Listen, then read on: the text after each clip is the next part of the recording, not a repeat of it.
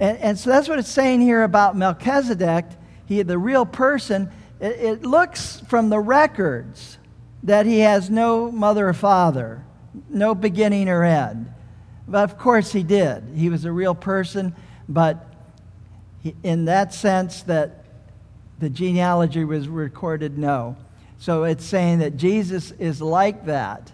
He's not an Aaronic priest, but he is a priest after the order of Melchizedek. And like Melchizedek, Jesus had no beginning or end. He's eternal. Well, that should confuse people. Here's a good one. My business partner doesn't observe the Sabbath, but I do. He wants to keep the business open on Saturdays. What should I do? Okay, good question. Why don't you answer that one? Well, first of all, here's where we want to go with this. Disputes on how to observe the Sabbath are normal.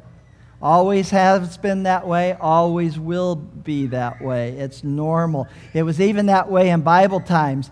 The Sadducees did not believe in resurrections, but the Pharisees did. You've all read that. But did you also know the Sadducees did not believe in healing on the Sabbath, but the Pharisees did?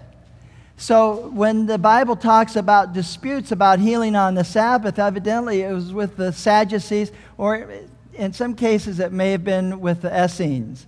But it certainly was not with the Pharisees, because with the Pharisees that was quite okay to heal on the Sabbath. So there has always been disputes about how do you keep the Sabbath. The Bible tells us, keep the Sabbath day holy. How do you do that? The Bible is not specific, especially for Christians. And even in Christ's day, when the Jewish priests and rabbis, Sadducees and Pharisees existed, they didn't agree on how to keep the Sabbath day holy. So we shouldn't expect it unusual if we don't agree. One might ask, well, what's your favorite television show? Well, my favorite television show might be different. One might ask, what's your favorite flavor of the 31 kinds of ice cream from Baskin & Robbins? Well, my choice might be different than yours.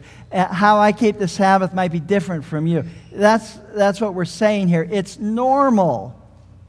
And unfortunately, I recently found out that someone criticized Orange Coast Church because after church we actually put it in the bulletin. There were a group of us is going to go out for dinner at a certain restaurant, and this person who criticized us was saying how bad that was.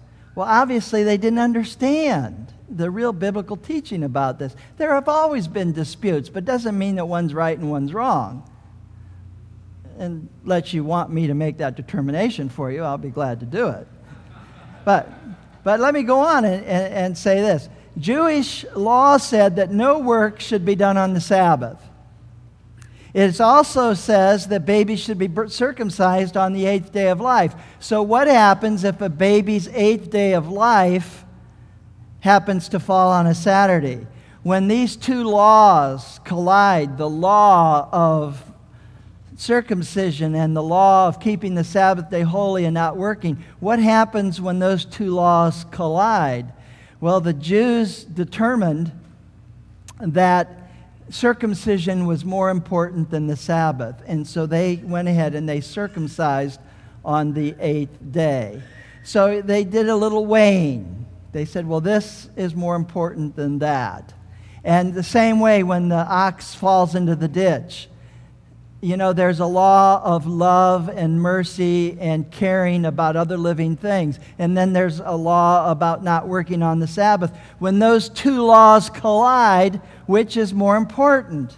And Jesus said the law of mercy and grace was more important. Well, your business partner says, you own half the business, I own half the business. I want to keep it open, my business, or our business on Saturday. You want to close it. What should I do is the question. Well, what if you owned 50% of the business? Well, what if you owned 49%? Your business partner owned 51% and you only owned 49%. Would that change things? Or what if you owned only 1/1,000,000th of the business? Suppose you had stocks in a mutual fund. And by the way, anyone who has a mutual fund has a business that's open on Saturday.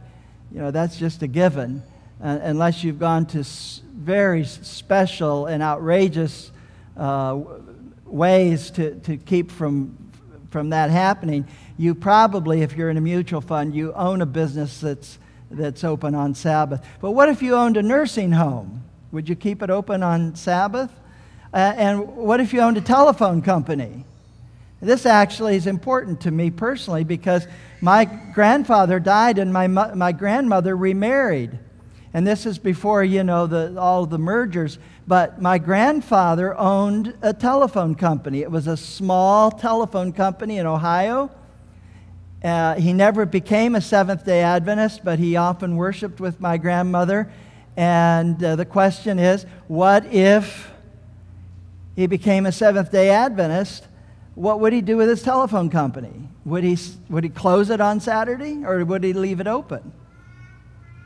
And you have, again, the laws colliding, the laws of keeping the Sabbath and the laws of perhaps safety. They're colliding. Which is more important? Well, what if you owned a baseball team? Well, you know, here are the issues.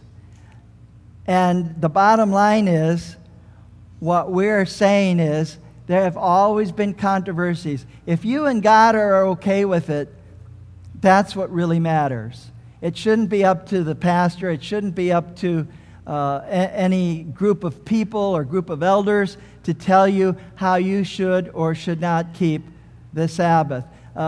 You know, I've said this story, I think, 9 years ago when we first came here, but let me repeat it. The last church I was pastor of was in Roanoke, Virginia.